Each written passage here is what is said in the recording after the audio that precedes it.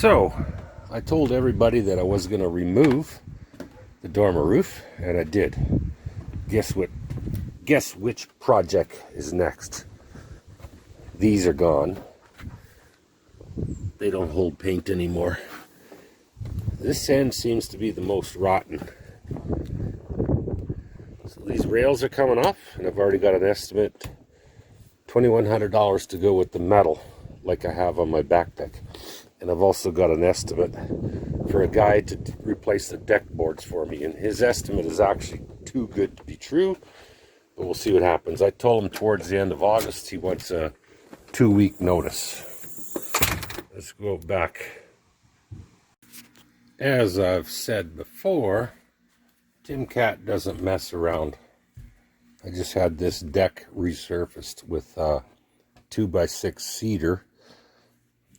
That's what was on here before, was 2x6. I'm happy with it. I got to get the rails.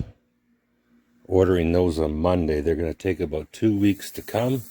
I'm going to install the rails myself. I paid guys to do the front here. What they did was they used this smart board, they call it, and covered in these spindle support posts. More maintenance free. Well, if you got to paint it, just use a roller.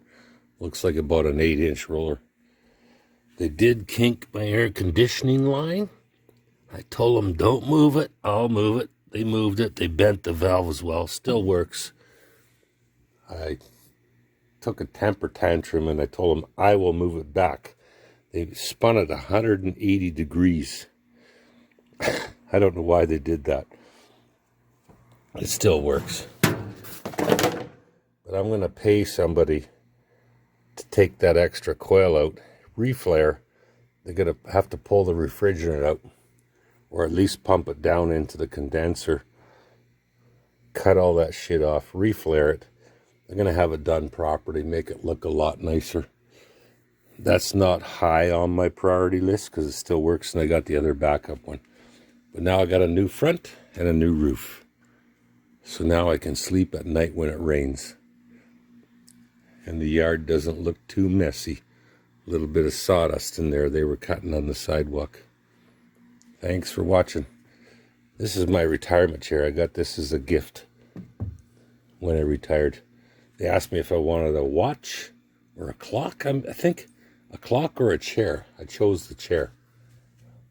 Anyway, I could have bought a new car this summer, but I decided to put $22,000 into making my house rot-proof. At least for another 20 years. I'm 65.